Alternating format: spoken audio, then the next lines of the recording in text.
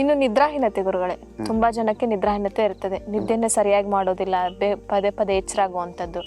ಈ ರೀತಿ ಇದ್ದವಾಗ ಏನೆಲ್ಲ ಮನೆ ಮದ್ದುಗಳನ್ನ ಮಾಡ್ಕೋಬೇಕು? ಅದಕ್ಕೂ ಹೇಳ್ತೇನೆ. ಮತ್ತೆ ಈ ನಿರಂಜನ ಫಲ ಕೆಲವು ಜನರಿಗೆ ಸಿಗಲ್ಲ, ಅದಕ್ಕೆ ಇನ್ನೊಂದು ಮನೆ ಮದ್ದು ಹೇಳ್ಬಿಡ್ತೇನೆ. ಈ ಗರಿಕೆ ಅಂತ ಬರ್ತಲ್ಲ, ಗರಿಕೆಯಷ್ಟು ಸಂಜೀವಿನಿ ಯಾವುದಿಲ್ಲ, ಪಿತ್ತ ಶಾಮಕವಾಗಿ ಅಮೃತ ಅಂತ ಹೇಳ್ಬೋದು ಇದನ್ನ. ಗರಿಕೆ ಎಲ್ಲಾ ಕಡೆ ಸಿಗ್ತದೆ.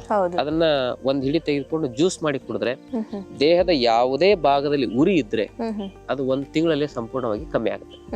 ಡಯಾಬಿಟಿಕ್ ನ್ಯೂರೋಪತಿಯಿಂದ ಆಗಿರ್ಬೋದು, ಬೇರೆ ಯಾವುದೇ ಕಾರಣದಿಂದ ಆಗಿರ್ಬೋದು, ಗರಿಕೆ ಜ್ಯೂಸು ದಿ ಬೆಸ್ಟ್ ಅಂತ ಹೇಳ್ಬೋದು. ನಿದ್ರಾಹೀನತೆ ಸಮಸ್ಯೆಗೆ ಲೇಟಾಗಿ ಮಲಗೋದು, ರಾತ್ರಿ 6 ಗಂಟೆ ಮೇಲೆ ಮೊಬೈಲ್ ಟಿವಿ ನೋಡೋದು ಬಂದ್ ಮಾಡಿದ್ರೆ ನಿದ್ರೆ ತಾನೇ ಚೆನ್ನಾಗಿ ಬರುತ್ತೆ.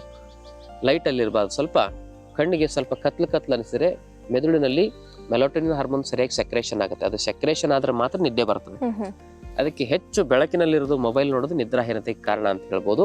ಅದನ್ನ ಸರಿ ಮಾಡ್ಕೋಬೇಕು. ಅದನ್ನ ಸರಿ ಮಾಡ್ಕೊಂಡು 2 ಚಮಚ ಸೋಂಪು ಕಾಳು, 1 ಅರ್ಧ ಚಮಚ ಬಜೆ ಬೇರು, ಅದನ್ನ ಮಿಶ್ರಣ ಮಾಡಿ 1 ಲೋಟ ನೀರಿನಲ್ಲಿ ಕುದಿಸ್ಬೇಕು. ಅದನ್ನ ಅದು 1 ಲೋಟ ನೀರು ಕುದ್ದು ಅದು ಒಂದು 4 ಚಮಚ 5 ಚಮಚ ಇಳಿಬೇಕು. ಅದು ಅಷ್ಟು ಕುದಿಸ್ಬೇಕು ಅದನ್ನ. ಆಮೇಲೆ ಅದನ್ನ ಸೋಸಿ ಕಷಾಯವನ್ನ ಅದನ್ನ ರಾತ್ರಿ ಮಲಗೋ ಸಂದರ್ಭದಲ್ಲಿ ನಾಟಿ ಹಸುವಿನ ಹಾಲು ಸಿಕ್ಕರೆ ಅದ್ರಲ್ಲಿ ಹಾಕೊಂಡು ಕುಡೀರಿ.